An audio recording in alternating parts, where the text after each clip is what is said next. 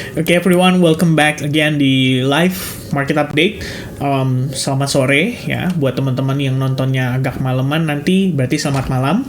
So saya mau update sedikit nih kondisi market terkini. Jadi sebenarnya kalau kita ngelihat langsung dari Bitcoin terutama ya, technically Bitcoin still have a risk for lower low. One of the reasons saya katakan itu adalah karena kita ngelihat ini kan baru banget nih fresh inducement kita bilang ya, dan fresh inducement itu belum disambut dengan lower high ya kan. It means apa? Kalau teman-teman mengatakan bahwa Vin ini lower time frame reversal, betul, jawabannya betul. Jadi again ya, if you still asking about apa tuh bedanya inducement dengan market structure shift, ya buat di time frame besar seperti let's say 1 hour, 4 hour, currently Bitcoin hanya dalam fase koreksinya saja. Jadi kita bisa lihat seperti ini. Nih, ini saya tandain langsung nih teman-teman ya. Kamu perhatikan ini support, ini resistance. Kan begitu. So, harga naik, naik, kemudian dia pullback lagi turun, lowest point-nya di sini. Ya, kita detailkan nih biar Anda bisa lebih ngelihatnya lebih mantap. Ini adalah proses pembentukan inducement bagi time frame 30 menit. Jadi kamu lihatnya begini, low, pullback, lower low, pullback, lower low, and then inducement. Oke, internal high diambil. Kita lihatnya lagi itu kalau mau detailkan sampai ke 5 menit. Nah, ini lebih advance nih discussion-nya ya. Anda mudah-mudahan siap gitu. So, this is the inducement yang terjadi pada time frame 5 menit kan akan ada orang yang seperti ini. Wey, ini naik nih bro ya. Dia pullback nih. Let's long this ya kan. Ternyata begitu di long dia malah anjlok lebih rendah lagi gitu kan. So, it's inducement on the 30 minutes and then kita bisa asumsikan bahwa okay, now I have my high point. Ya, ini high point nih, kita tandain tuh. And then apa yang terjadi? Harga turun dong, pullback. Pullback, no lower low, consolidating, and still no lower low, boom, turun ke bawah, no lower low, masih. Lalu dia, kita lihat prosesnya ya, hop, naik, pullback, naik, pullback, naik, pullback. Terus sampai akhirnya apa teman-teman tuh? High point di take out, ya kan? Boom, hancur. Nah, disinilah reversalnya. Jadi dari inducement terciptalah yang namanya high point, low point, and then di sini ada internal high point yang technically ketika ini terjadi di cross itu artinya inducement bagi struktur yang ini dan yang ini, ya. Tapi karena dia naik terus sampai ngebablas yang ini, ya berarti itu reversal. Jadi teman-teman markingannya begini. Bawa ke samping, market structure shift on the 30 minutes perspective. Kira-kira begitu. Nah, sekarang kita identifikasi. Harganya kan naik nih. Naik, pullback. Naik, pullback. Naik, pullback. No higher high ya. Ini kan high point di sini. No higher high. Baru naik lagi sampai atas, baru dia pullback. Naik lagi sampai atas, ya. Let's say di sini dia pullback, naik lagi sampai atas, and then dia start inducement. Ini 30 menit ada inducementnya, ya. Kalau kita lihat setelah di sini dia sekali lagi menciptakan high point atau testing ke previous high, gagal, dia turun lagi, ya toh. Lalu dia berhasil menciptakan high point yang baru, nah kayak gitu. Saat ini berhasil. Itu artinya ada high point terbentuk yang baru, lalu posisinya pada internal perspektif karena ini inducement-nya. Nah, mana lowest point-nya? Di sini A, B, atau C? Nah, kalau teman-teman jawab C, betul sekali. Itulah lowest point-nya. Nah, lowest point di situ, inilah yang kemudian diasumsikan sebagai market structure shift pada 30 minutes time frame. Oke? Kalau di time frame 1 jam, kita bilang dengan istilah inducement. Nah, begitu. Ya. Jadi di 30 menit orang ngelihatnya sebagai apa? Sebagai opportunity sell short. Gitu. Jelas ya, teman-teman sekalian? Ini high point, ini low. Apakah ada lower low secara body? Belum ya. Berarti kita anggap ini sebagai satu buah playground yang baru. Ini high-nya, Oke, kira-kira begini, ini low-nya. No lower low tuh. Jadi ya udah, begitu kira-kira gambarannya teman-teman sekalian. Makanya kalau saya kemarin update atau sampai dengan yang tadi saya update, ya saya ngelihatnya begini. Either dia langsung rebound, which means bener-bener ini short-lived banget atau short-term banget, dia cuma begini doang, retracementnya habis itu dia langsung naik lagi. Itu trennya kuat banget. Tapi overall, kalau ditanya, ya seperti yang saya tadi posting di bagian section ini ya, teman-teman ya, di bagian section Bitcoin, ya saya bilang, Bitcoin di awal ini sudah nunjukin adanya konsolidasi. Sebetulnya oke bila konsolidasinya di sini. Itu artinya trennya masih kuat. Tapi untuk bicara soal risk to reward yang ideal, lebih menarik bila Bitcoin koreksi lebih jauh. Ya, mungkin di Bitcoin baiknya sabar dulu. Kecuali kamu mau scalping dengan range yang tipis, cuma buat cari 1:2. Ya, range scalpingnya gimana ya? Begini. Mungkin bisa begini, ya. Internalnya tuh, kamu ngambil lagi time frame 15 menit, lebih kecil lagi tuh, ya kan? Wah, ini nih, 15 menit. Ingat, 15 menitnya itu market structure shift. Hah, kok gitu, Vin? Nah, ada yang bingung nggak sampai di sini? Ada yang bingung nggak sampai di sini? Kenapa itu saya bilang market structure shift? Coba. Yang bingung type yes, biar saya bantu jelasin. Kalau semuanya nggak bingung, berarti saya anggap udah ngerti. Kalau sudah ngerti ya saya nggak perlu jelasin. Nah, gitu dong ya. Kalau saya tanya dijawab teman-teman. Jadi kamu nggak kebingungan. Nah, oke, gini ya. Saya jelasin. Kita kembali lagi ke chart yang tadi dulu di sini. Ingat tadi saya bilang apa? 30 menit. Ini kan baru playground ya. Playground yang baru nih. Ini kan kayak begini. Nah, teman-teman perhatiin. Betul nggak kalau saya bilang ini create lower low? Betul dong jawabannya. Artinya apa? High point-nya ini. Nah, saat high point ini di break, saat ini banget nih, baru aja 30 menit yang lalu, itu artinya apa? Inducement. Oke. Inducement pada 30 menit. Artinya kalau 15 menit adalah MSS. Betul, cakep. Nah, ini dia. Kita turunin time frame-nya ke 15 menit. Ini adalah market structure shift. Buat scalper, ini playground kamu sekarang. Low-nya di mana? Pullback, dia naik. Kira-kira begitu. Ya. Beberapa playground yang kamu bisa pakai. Beberapa POI atau point of interest yang kamu bisa pakai. 1, teman-teman, ada order block ini. 2, ada order block ini. Nah, tinggal pilih yang mana. Kira-kira begitu. Ya, ini kalau misalkan mau nyarinya lebih ke long. Wah, gue pengen ngelong nih. Nah, ini your playground. First one maybe di sini dengan entry seperti ini, targeting high point di sini. Nah, tuh 1:3. Kalau lihat di 1 jam jadinya begini, tuh. Kamu trading di dalam range internal. Ini makanya saya bilang. Nah, kalau misalnya tuh kan ditanya mau tahu cara identifikasi high quality order block gimana kok? High quality order block adalah order block yang dengan adanya liquidity sweep. Jadi kalau teman-teman kemarin saya nggak tahu ya pada ikut nggak tuh trading di euro. Ya, saya trading di euro kebetulan pakai ada satu account saya account challenge di prop sama satu lagi ya ada account yang udah funded lah. Lolos gara-gara itu. Langsung lolos gara-gara ini nih, setup ini. Perfect banget. Nah, order block yang high quality, 1, ada proses mengambil liquidity sebelumnya. Ini kan pullback nih. Jadi kita bilang apa? Itu entah inducement atau kita bilang liquidity ya. Lihat, low, pullback. Low, no lower low, and then lower low. Lalu dia pullback, no lower low, and then dia naik. Ternyata di fake out. Dia turun 3 bar, kenceng, create lower low. Yang responsible siapa? Ya ini kan.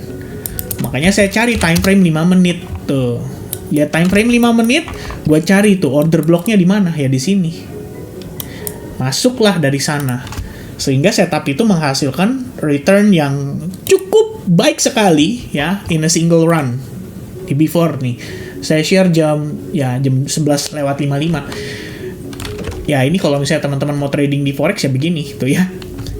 Ini lower low, ini previous high atau pullback-nya di 15 menit tadi mengalami inducement, abis itu dia create lower low. Nah ini strong order block ini. Udah gitu ekstrim lagi.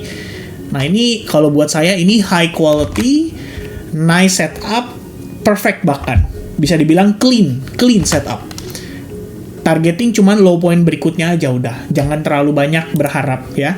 Dapat pas precisely di situ. Slightly lower low pada sesi Asia tadi. Habis itu kalau kita lihat dia reverse. Nah, gitu. Ini contoh order block yang high quality. Kalau saat ini di Bitcoin mana yang ada high quality order block? Actually the only order block for sell shorting ya, yang menurut saya cukup high quality ya, yang ini aja nih. Nah, tuh. Kenapa? Karena satu, again, liquidity sweep, market structure shift. Siapa yang responsible? This person.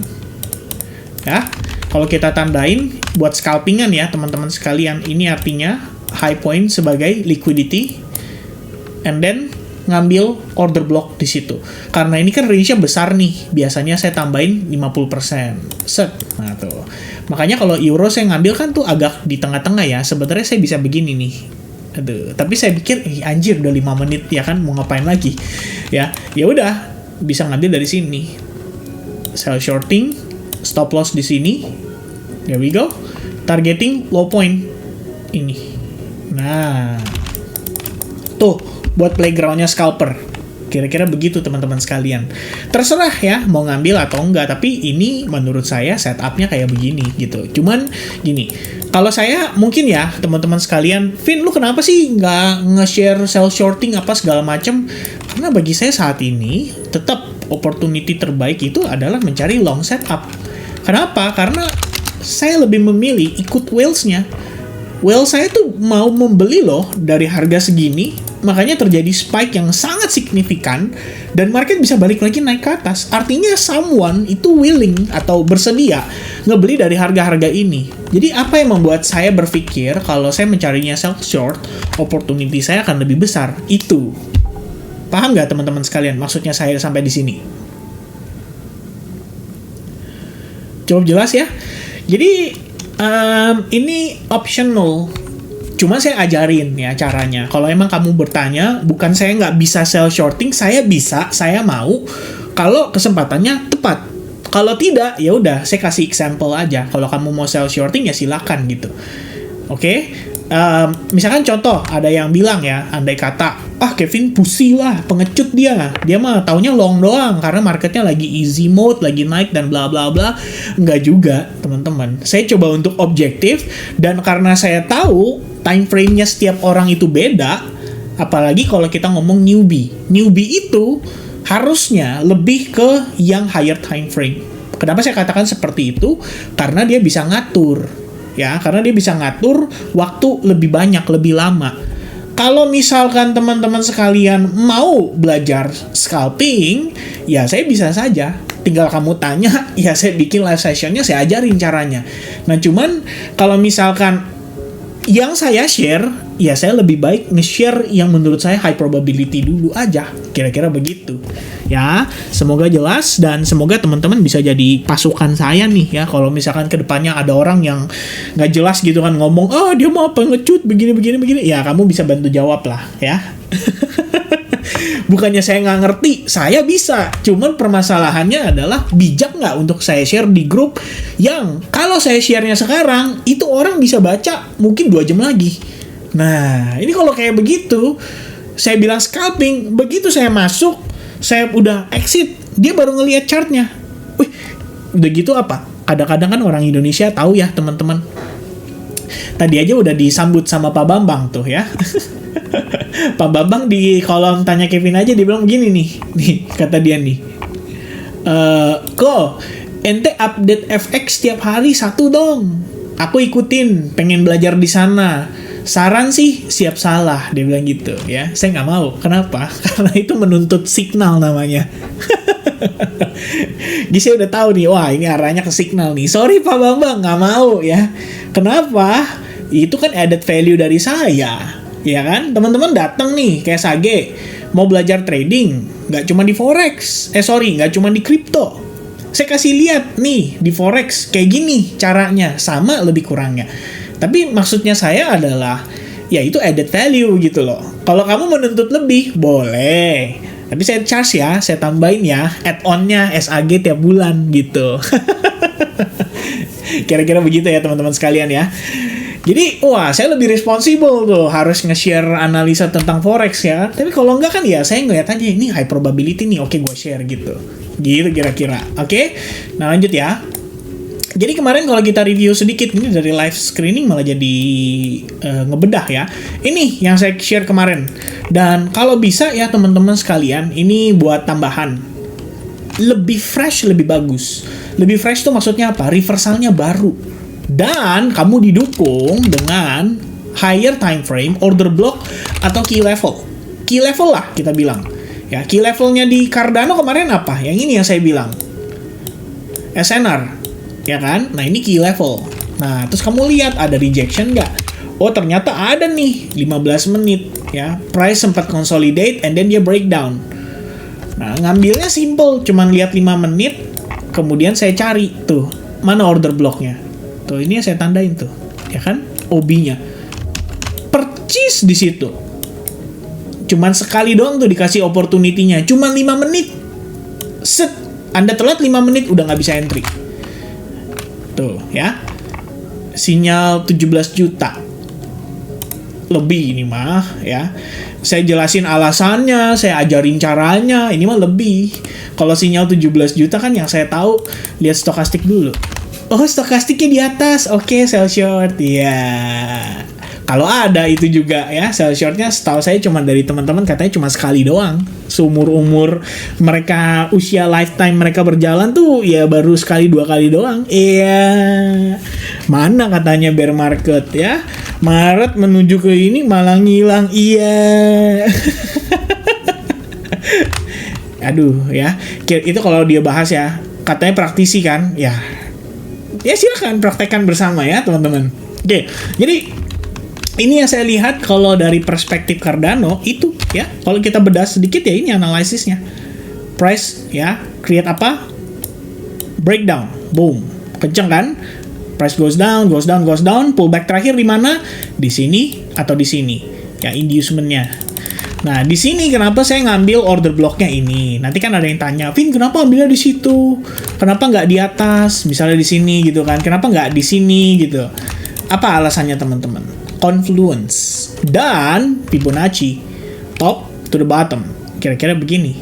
Nah, kalau kamu cek itu confluence tuh, ya dengan apa? 0,62, deket banget. Oke, dia sebenarnya ada 50% ya, tapi ya saya pikir 0,62 sampai 50% dibarengi dengan confluence SNR yang begitu major di sini, saya rasa udah lebih dari cukup lah untuk jadi sebuah idea bahwa ya if you want to take a sell short ya ini setupnya dapat pas 3R. Habis itu ya dia create lower low. Tapi kan memang saya bilang sama teman-teman, kalau untuk si Cardano ini ya, kita berbicara dari perspektif ininya dulu ya. Kalau dari 1 jam yang kita lihat apa teman-teman? 1, dia successfully take salah satu high point ya. Kita anggap di situ dia break. Inducement-nya di 1 jam tuh baru ada kalau dia ngambil ini. Nah sekarang saya tanya sama teman-teman, Cardano internal 15 sampai 30 menit bullish atau bearish?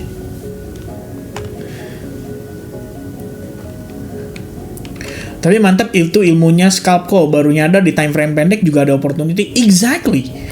Makanya saya bilang, ini baru praktisi ya. Praktisi bukan soal nunjukin kekayaan, itu namanya pamer. Praktisi itu adalah menunjukkan ilmu yang dia gunakan atau ilmu yang dia pakai itu benar-benar bisa diterapkan, diaplikasikan. Itu praktisi.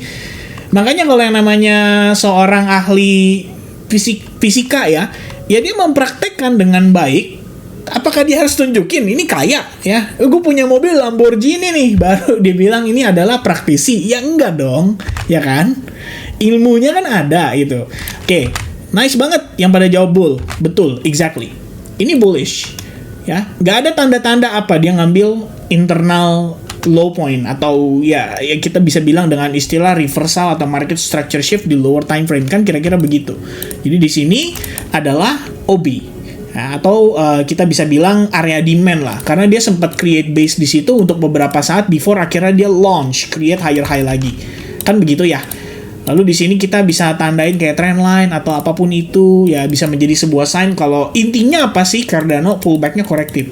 Makanya saya bilang kemarin kalau misalnya mau scalping di Cardano lebih kurangnya carinya begitu ya. Setupnya nih teman-teman, coba lihat tuh. Dari atas sampai bawah ya, $1,10, $1,10 dapat ya, precise di 3 R-nya gitu. Cuman sebetulnya kalau misalkan Anda mau lebih niat lagi, ya tunggu sebentar, kayaknya saya update ya. Oh ya udah benar, pas ya, $1,10. Sebenarnya kalau misalkan dipanjangin ya bisa aja dari atas sampai bawah sini, karena ini adalah area key level berikutnya. Jadi ya level ini hanya berasumsi kalau dia ketahan di level tersebut, which is iya, ketahan. Dan dia mantul, cuman mantulnya kan nggak kuat, makanya dia create lower low lagi. Jadi secara momentum dia masih lemah, kira-kira begitu ya. Oke, penjelasan cukup panjang, cukup kritis saya rasa ya teman-teman sekalian. Nah ini yang tadi saya jelasin tuh. Makanya kalau misalnya untuk Bitcoin, kita balik ke Bitcoin dulu. Kalau untuk Bitcoin, ya technically yang terjadi di 15 menit adalah itu. Di sini adalah market structure shift-nya. Nah, kalian mau trading kan nih, mau scalping, ada beberapa POI yang bisa kamu pakai. The first one adalah di sini, the second one adalah di sini, yang paling ekstrim adalah yang ini. Nah, kan seperti yang saya jelasin, ini playground dari bawah ke atas. Ya kan? Kamu mau resikoin berapa kali kesempatan gitu? 1, 2, 3, atau ini diabaikan, cuma ambil yang ini. Gitu. Ya nggak? Kira-kira begitu. Ya saya hapus. Kenapa yang itu, Vin? Karena order block. Right? Tapi ini bukan high quality ya. Perhatiin. Memang dia liquidity sweep, tapi lihat. Berapa lama butuh untuk dia berhasil menciptakan high point yang baru. Panjang kan? Nah, ada yang bilang Osnek juga nih, kok nanya bukannya itu sudah dimitigasi? Exactly, itulah kenapa tidak high probability. Tapi itu OB yang ekstrim. Karena kalau misalkan dia break dari level itu, artinya apa Osnek?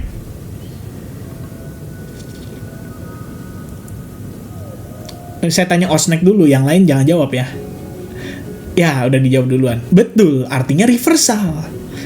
Kalau sampai yang itu dilewatin, ya kan? Jadi kalau kamu berniat mau scalping, antara kamu mau ngambil di sini atau di sini sekalian. Pokoknya gua hanya scalping kalau sampai dia nyampe ke level yang kritis. Kira-kira begitu. Terus kalau misalnya di reversal gimana? Ya udah. Kamu kalah terhormat, titik. Ya kan? Kamu rugi secara terhormat. Karena kamu udah bisa sabar, udah mau cari area yang ideal, udah mau cari area extreme discount, dan bla bla bla. Jadi seperti yang saya pernah ceritain ke teman-teman, saya ada kawan yang dia hanya trading kalau misalnya aset yang dia ambil atau aset yang dia analisa itu nyampe minimal apa? Ke area Fibo 0,79. Jadi selama nggak di 0,79, dia nggak akan masuk. It works buat dia. Jadi misalnya contoh, Euro kemarin. Nah itu dari bawah ke atas tuh 0,79. Jadi cara dia ngambil 0,79 ditambahin minus 0,27. Dah. Entry di sini, targeting di sini. Dengan stop loss di bawah, di atas atau di bawah daripada previous high atau previous low. Dah, setup dia kayak gini. Nyampe nggak tuh? Hampir. Habis itu dia reverse balik.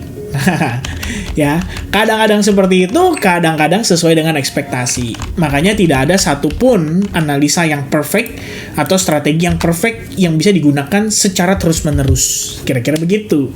Jadi kalau misalnya kondisinya ya kamu tanya kayak tadi, betul sudah dimitigasi. Karena ini kan yang ngejemput sehingga menyebabkan dia mampu naik lagi. Ya toh? Kalau ini nggak dijemput, mungkin lemes dia nih ya. Tapi ternyata setelah dijemput ada reaksi. Nah ini berarti sebenarnya sudah tidak begitu bagus kita bilang. Anggapannya probabilitas mengecil. Itu saja, oke? Nah jadi ini yang saya bilang sama teman-teman tadi. Kalau kamu mau scalping ya silakan. Ini playgroundnya gitu. Cuman kalau bagi 30 menit, again, this is inducement-nya. Itu inducement-nya dengan asumsi kenaikan maksimal itu adalah di range area ini. Nah, kira-kira begini teman-teman. Ya, andaikan Bitcoin begini. Dia naik, ke-reject. Nah, saya nggak kaget. Nanti akan ada orang yang menggambarkan seperti ini analisisnya. Oh, ini kayaknya begini deh. Nah, bisa kayak gitu. Atau,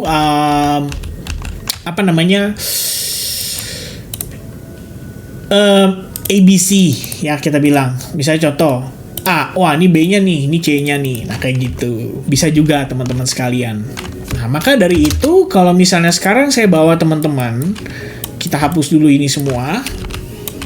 Nah yang saya tahu adalah kita telah mengalami liquidity sweep, kemudian telah mengalami inducement.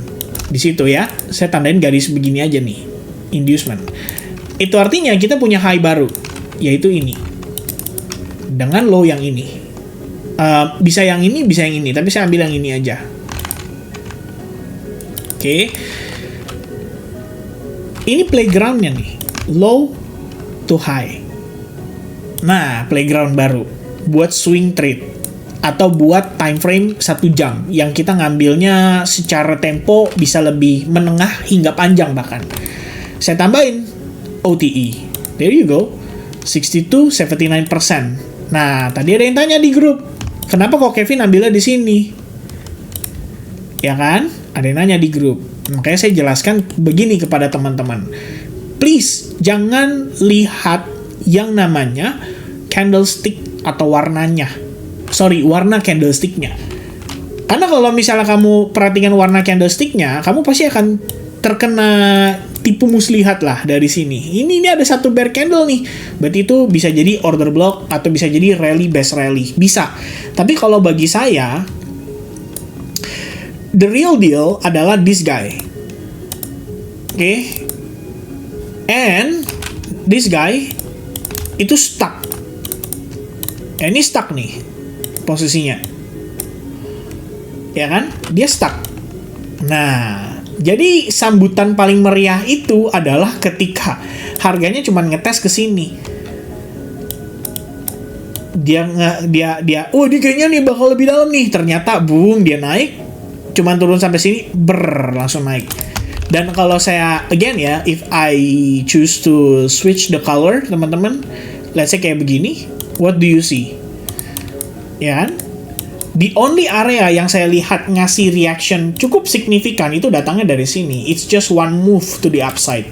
Walaupun ini ada slightly pullback atau pullback tipis aja, tapi ya saya anggap ini the strongest one-nya.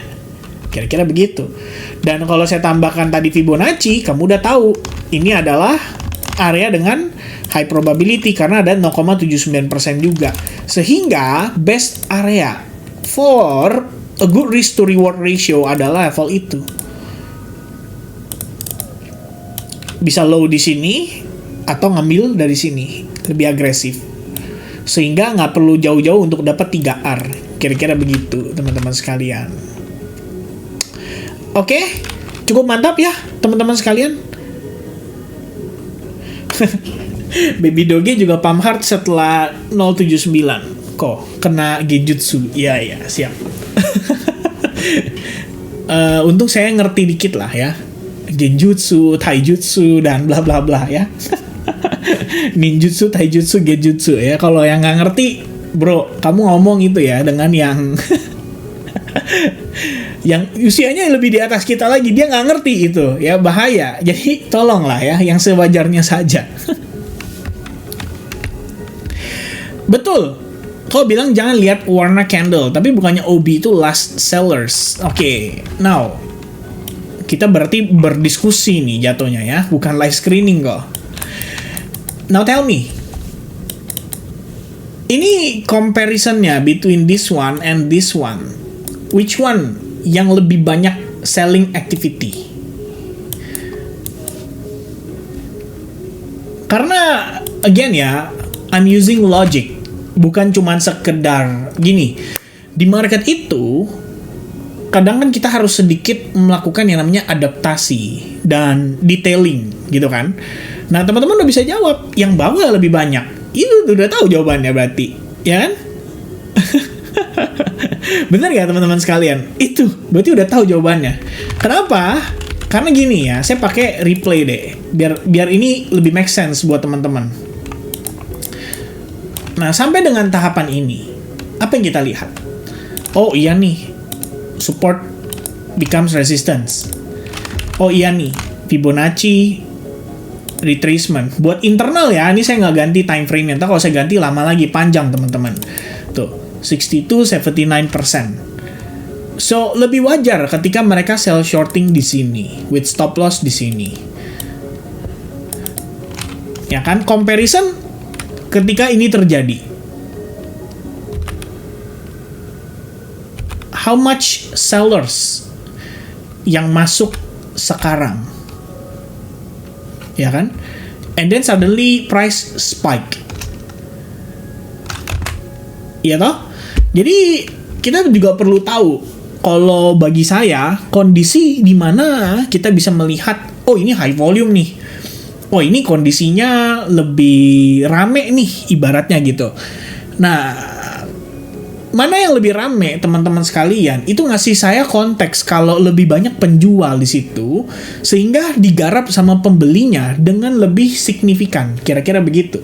Jadi kalau misalnya kalau saya mau per detailing lagi, saya nggak, ini sebenarnya udah detail. Ya, ini sebenarnya udah detail. Kalau misalnya saya nggak mau detailing, saya ambilnya yang ini. Nah, benar nggak teman-teman sekalian? Kalau saya ambil yang itu, saya ganti time frame-nya ke 4 jam. Tuh, lebih make sense. Nah, cuman kan kegedean nih range-nya. Makanya saya ambil yang kecilnya di 1 jam. Nah, gitu kira-kira. Lebih jelas kok, Charles? Sorry ya kok kalau misalkan gini, saya sering banget ngasih SOP ya, teman-teman sekalian. SOP tuh kayak standar operasional nih, bahwa kalau A, kalau B, kalau C, kalau D sama dengan titik gitu kan. Tidak bisa diganggu-gugat. Tapi saya sering berimprovisasi. Makanya saya tapi seneng ya, dalam artian kayak Coach Charles sering nanya ya, atau ada teman-teman yang lain juga yang mungkin ikut bertanya. Saya lebih seneng kayak gitu. Kenapa? Karena Anda jadi ngerti jalan pikiran saya dan kita nanti bisa melakukan yang namanya duplikasi. Ya, saya lebih seneng kalau lebih banyak Kevin Saili atau bahkan ada orang yang jauh lebih hebat dari Kevin Saili. Itu saya lebih seneng. Gitu teman-teman. Jadi ya saya tidak menjelaskan SOP. Kenapa? Karena saya pengen teman-teman itu berpikir, bukan menghafal. Paham ya? Di market itu tidak bisa menghafal. Market itu harus berpikir. Mana nih yang lebih bagus? Mana nih yang lebih high probability? Itu yang saya terapkan di SAG. Betul, harus fleksibel. Jadi kalau saya mungkin ya terkesannya, oh, Kevin ribet nih begini, begitu, begini. Ya karena saya pengen teman-teman berpikir, bukan menghafal. Kalau yang diajarkan orang-orang itu average-nya adalah menghafal. Support resistance, lebih sering dites, akan lebih mudah untuk break. Oke, dihafalin tuh sama dia. Oh, resistance kalau sering dites artinya akan lebih gampang di break. Tapi dia tidak tahu kenapanya gitu kan. Nah, dia nggak berpikir sampai ke sana. Dia cuma mentok, oke, resistance sering dites sama dengan gampang di break. Jadi dia lihat, oh, ini udah 5 kali dites nih bakal break. Nah, itu. Di situ menurut saya salah paham. Salah paham tuh kan artinya salah pemahaman teman-teman. Ya, dia nggak terlalu paham tuh kenapa itu bisa terjadi. Dia pokoknya cuma dihafalin doang sama dia gitu.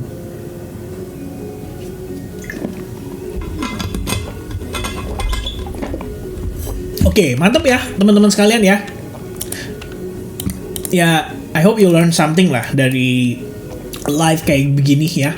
Jadi itu dia yang tadi saya tandain ya. Kalau misalnya mau dibilang mana yang lebih high probability, actually ini. Dan itu artinya yang terjadi di sini juga demikian adalah order block. Tapi kenapa saya tadi again ya, yang saya tandain bukan yang itu, yang saya tandain yang ini. Karena menurut saya itu adalah salah satu di mana selling pressure-nya itu lebih kuat. Sell, ternyata dibablas, diganti, reversal, kan kira-kira begitu. Jadi between this one and this one, obviously ini lebih berperan aktif. Nah ntar jadinya begini teman-teman. Vin, boleh nggak gue begini? Ya ini kembali lagi ya ke prinsip trading yang saya sudah bilang sama teman-teman, kamu statis gitu.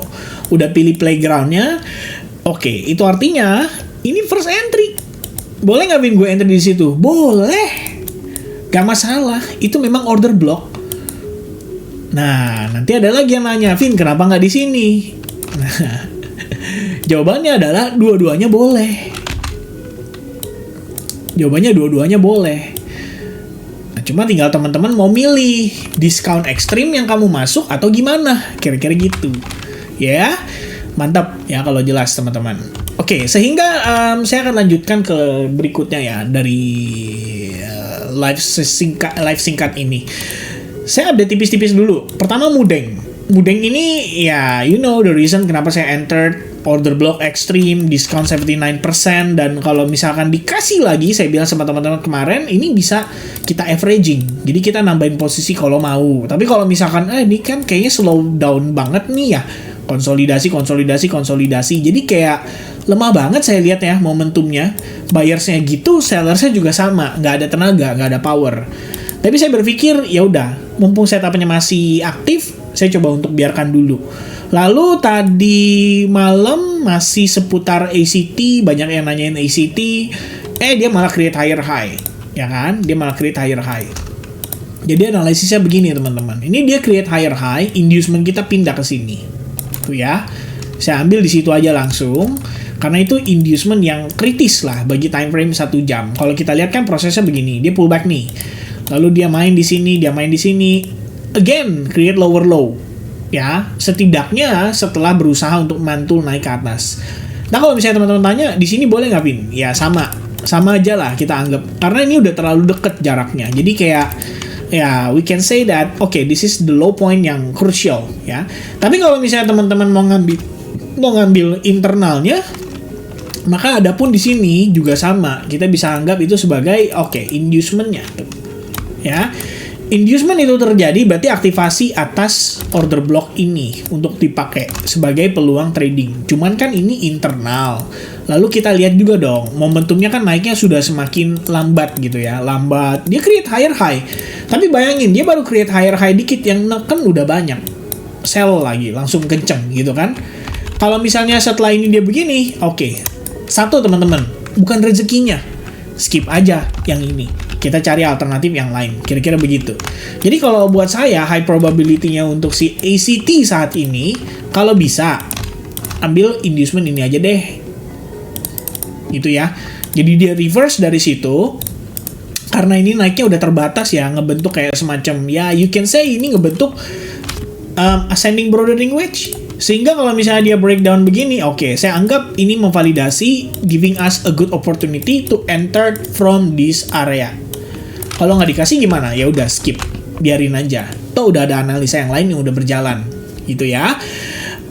Berikutnya Peanut, I think we can have a better entry di sini. Kemarin saya pikir dia bakal break, ternyata ya kamu lihat ya teman-teman sekalian. Jangan terkecoh juga dengan kondisi begini. Ingat, trendline itu subjektif. Kalau saya gambar trendline-nya begini, nah, bisa, ya kan? Berarti udah break dari sini. Nah, jangan distraksi hanya dengan sebuah trendline, ya. Tapi perhatikan, kalau kamu perhatikan dengan seksama, apa ini breakout yang kita harapkan? Nih teman-teman, misalnya teman-teman gini ya, gambarnya begini. Nah, saya tanya sama kalian, apakah ini breakout yang diharapkan? Tidak dong. Apaan itu breakout, orang masih di range yang sama? Ya kan? Breakout itu dengan kondisi dia menciptakan high point atau low point yang baru, tapi impulsif. So, kita tahu ada faktor yang menggerakkan di situ. Maka kita ikutin jejaknya dia. Ya kan? Nah ini kan kadang-kadang kalau orang analisis lewat on-chain data nih, dan teman-teman di grup kalau misalkan ada yang cukup mengerti analisis on-chain data, feel free to share ya. Makin sering teman-teman share, jadi saya semakin aware, dan mana tahu nanti bisa saya ajak jadi part of the team. Ya enggak? Jadi kalau analisis on-chain, wah kita udah ada pakarnya di sini ya. Gitu kira-kira. Jadi kadang-kadang orang ke distract di situ. Permasalahan mereka di situ doang. Kalau saya bilang ya, dia lihat oh ini trend line, oh ini tuh ya symmetrical triangle pattern breakdown. Oke, sell short. Ya udah dia ngambil kesimpulan di sini bisa short. Iya, dia make money. Iya, dia sekarang dalam keadaan profit. Tapi kita bisa lihat teman-teman sekalian, kalau kamu zoom out, actually it's just part of the correction, dan kamu bisa nambahin lagi tuh trend line-nya jadi begini. Ya kan? Nah, maka dari itu, kalau diperhatikan dengan seksama, kuncinya bukan masalah dia trendline atau dia membentuk pola ya, tapi lebih kepada ini korektif atau impulsif. Kalau ini kan udah jelas dia naik impulsif, tapi ini butuh waktu sangat lama sekali untuk dia turun. Artinya dia korektif banget nih. Nah, dengan kondisi korektif ini, saya bisa bilang kita dapat peluang nih teman-teman. Ya, ini saya bakal geser sih. Kalau sampai dia reverse lebih early, ya dalam artian, wah ini dia kan katakanlah dalam kondisi mengalami pullback. Anggaplah ini playground kita, tidak ada inducement yang terjadi. Artinya technically kita bisa bilang it's just a single pullback dari single movement yang terjadi sebelumnya. Nah, saya munculkanlah si OTE dapat 62%, 79%. Asumsi saya adalah ini naik impulsif sekali, lalu dia mengalami pullback. Mungkin nggak perlu sampai ke sini. Mungkin kita hanya butuh dia retest terhadap salah satu internalnya saja yang terbentuk yang namanya minor support resistance di situ. Oke, makanya saya detailing. Saya lihat 15 menit. Mana nih terakhir gua ngeliat dia ngerem. Nah, di sini doang dia ngerem. Set. Habis itu boom, break, retest, and meletus. Kira-kira begitu. Jadi saya pakai area itu untuk acuan saya. Kalau saya mau cari entry, saya akan tandain di situ. Tapi teman-teman lihat, saya pakai apa? Alarm. Dan alarm saya bukan di situ loh. Alarm saya agak lebih di atasnya, which is sebenarnya saya marking alarmnya di sini. Nah, gitu ya teman-teman sekalian. Ya saya mau lihat lagi di mana kita dapat reaksinya. Itu yang sekarang sedang terjadi pada si Peanut lebih kurangnya. Ya. So I think this could still be a good opportunity, karena kalau kamu zoom out Peanut, actually it's not in a bearish condition ya. It's more of the corrective condition atau retracement kalau kita bilang overall-nya. Ya kan?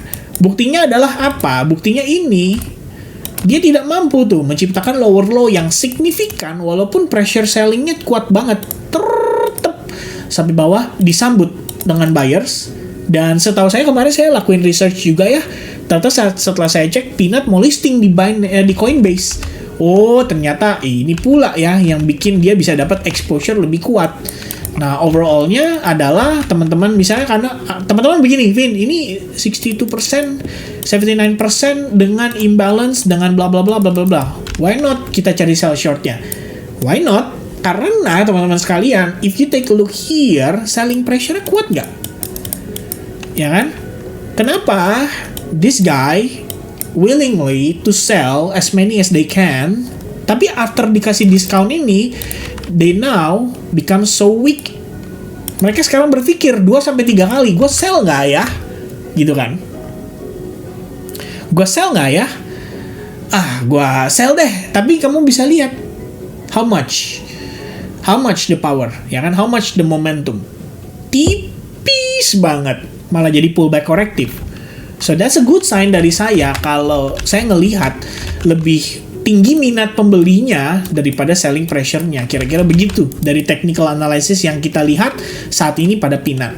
So that's the idea on Peanut.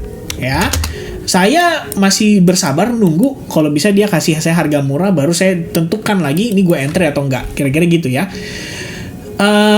Eigen juga sama. We did marked up ini di analysis kemarin, tapi saya bilang jangan set limit. Kenapa? Karena kalau kalian lihat ini cuman small, very small area doang ya. Tuh yang saya marking di sini, yang responsible lah atas breakoutnya itu gitu ya. Jadi ini masih low probability setup banget kalau menurut saya sih. Mungkin idealnya nanti kita coba cari lagi area entry yang lebih mantap. which is agak di bawah di sini ya. Dan kenapa tadinya saya pikir ini kayaknya boleh nih gue agak sedikit agresif, karena kalau lihat time frame besar di level itu juga technically ada SNR-nya, makanya tadi saya marking di situ. Ya, saya pikir adalah posisinya begini. Dia naik. Kira-kira gitu. Ya, belum tentu dikasih sampai paling bawah itu, belum tentu. Makanya mungkin a bit agresif juga nggak salah tuh. Dan kamu lihat lebih detail lagi kalau daily-nya. Take a look. Again, USDT ya, kita pakai yang spotnya deh. Oh shit, nggak ketemu. Mana yang lebih lama? Aduh, ini juga sama. Bybit. Nah, ini dia. Nah, tuh teman-teman sekalian, yang tadi saya tandain itu technically on the daily perspective itu di sini. So I'm looking for an entry di kisaran 4,7 karena dia menuju price discovery. Kalau yang kayak begini, biasanya rally-nya bisa impulsif. Jadi ketinggalan sedikit aja gara-gara kita negosiasi terlalu jahat ya. Ibaratnya kan kalau orang nego tuh, misalnya contoh, jual mobil 200 juta, nego. Ya kan, nego tipis. Bukan nego tipis kalau kamu negonya 100 juta, bener gak? Itu bukan nego tipis, nego sadis namanya, betul. Ya, 200 juta nego tipis. Ya udah Pak, 100 juta saya langsung angkut sekarang. Iya, saya juga nggak buru-buru Pak. Saya juga nggak buru-buru. Ini saya masih bersedia kok. Ya, sabar-sabar sedikit. Ya, kalau mau angkut sekarang Pak, ya boleh. Tapi Bapak negonya jangan gila-gilaan Pak. Bapak nego 195 juta angkut sekarang. Saya nggak apa-apa deh 5 juta ya. Anggap aja saya buang biaya buat ini ya. Kayak gitulah kira-kira teman-teman.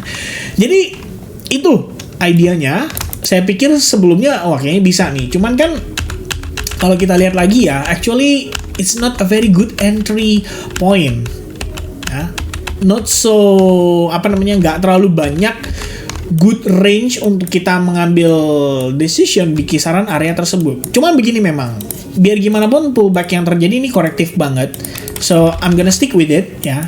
Toh saya udah set alert juga, dan saya nggak set limit di situ. Jadi saya pikir let's see ya how far dia bisa bergerak teman-teman sekalian, dan kalau nanti dia turun apakah dia agresif atau tidak.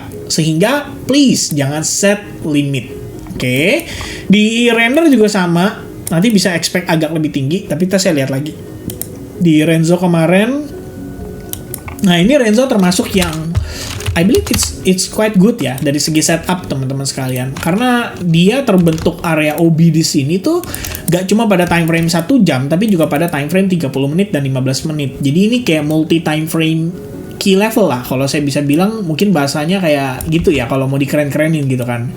Multi time frame order block ya. Di sini OB, di 15 menit juga obviously di situ ada order blocknya. Jadi technically ini mirip dengan Ondo yang saya ambil pada setup tadi pagi. Ya, di sini ada order block on the 1 hour time frame. Of course di 15 menit itu juga sama. Ya.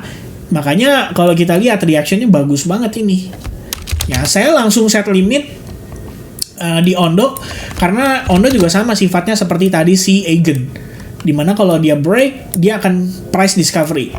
Ya, coba kalian cek. Saya pernah ngeset entry Ondo dari sini. Pernah ada tuh bekasnya teman-teman. Kebayang nggak sih kalau anjir ya masih di hold sampai sekarang 22R. Jadi memang ya I believe swing ya teman-teman sekalian, swing trading, kemudian juga technical analysis bisa kasih kamu entry point yang ideal. Makanya pelajari technical analysis bukan dengan cara dihafal. Again ya, reminders dari saya adalah guys, berpikir ya. Kenapa saya entry di situ? Berpikir teman-teman, itu kuncinya.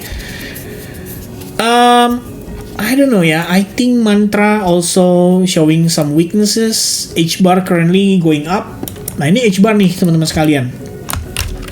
Saya pikir H-bar bisa kasih opportunity entry. Ini cukup ideal karena dia fresh, baru breakout. Kemudian kita bisa ambil area ini. Ya, later on saya bakal share seputar H-bar kembali. Kita coba untuk follow up kembali. Lalu selebihnya nothing special. Saya pikir acuan utama saya karena kembali lagi ke Bitcoin sih. Kalau misalkan Bitcoin biar gimana pun dia bisa rontok. Ya yang naiknya kayak H-bar gini bakalan tipis banget peluangnya gitu ya. Jadi nanti mungkin after this live streaming saya bakal live screening lebih banyak ya. Saya coba untuk kasih sedikit opportunity. Cuma begini teman-teman, kan kalian ada yang sebagian juga habis mendapatkan musibah lah ya, kalau saya bilang, dengan kondisi market yang kemarin relatif memberikan serangan jantung bagi sebagian orang, minimal shock terapi lah kalau mungkin sebagian yang kaget ya dan lain sebagainya. Jadi memang saya belum mau terlalu agresif untuk share terlalu banyak outlook juga, karena pada akhirnya saya tahu habitnya kita di sini ya gimana ya. Nanti saya nggak share banyak, teman-teman cari di tempat lain, sama aja ya kan, akhirnya gatel, transaksi terus ya, yang dicari pokoknya gue harus now gitu, now mentality, padahal ini masalah. Nah, Dwi Irawan juga bener serakah, jadi apa, semuanya dimakan ya. Anggap itu old coins yang begitu banyak tuh, andaikan ya saya bilang itu ada daging ayam, ada daging sapi, ada kemudian dia ada makanan penutup, ya kan, ada dessert, ada ini, ada itu, pokoknya semua disikat sama dia. Nah, berasa diomongin tapi dari depan, iya bener kan? Nah, masalahnya di situ Haruko, pengen cepet-cepet balik modal, itu masalahnya. Saya sudah bilang, kalau daripada kamu pengen cepet-cepet balik modal, lebih baik apa? Mengurangi resiko kehilangan modal. Benar nggak? Kita kembalikan dulu nih ke akar permasalahannya, yaitu mengurangi resiko kehilangan modal, supaya kamu nggak buru-buru pengen balikin modal. Kalau misalkan kamu risk manajemennya proper, artinya kamu tidak kehilangan modal. Itu pertama. Yang kedua, next analysis, next setup kamu entry bisa lebih objektif. Nah, ini yang membawa kamu ke tahap ketiga, yaitu lebih profitable. Itu dari saya pesannya. Oke, jelas kan teman-teman sekalian? Nah, ini udah masuk azan Isya. Jadi secara tidak langsung saya sudahi juga teman-teman untuk live streaming pada hari ini. Thank you buat kalian yang udah hadir. Please kalau misalnya teman-teman dapat sesuatu ya, kasih tahu ke saya ya lewat kolom general discussion. If you learn something here, if you get aha moment ya teman-teman sekalian, ya I would be appreciate kalau teman-teman mau kasih testimonial juga ya, itu lebih baik teman-teman, karena saya pengen teman-teman bisa juga ya menyebarkan kebaikan ini kepada yang lain ya. Kira-kira begitu, karena saya juga sudah mulai gerah again ya, tetangga berulah kembali, dan saya cukup banyak dapat report juga orang yang boncos gara-gara call-nya kemarin ya, karena after di call harganya drop, habis itu nggak mau mengakui lagi. Ini dia ya, kalau orang Jawa bilangnya apa, asuk tenan bro ya, itu kira-kira. Okay, again thank you very much guys for your time. Have a great weekend, happy Friday, and see you guys again very very soon ya. God bless to you all, and bye bye guys.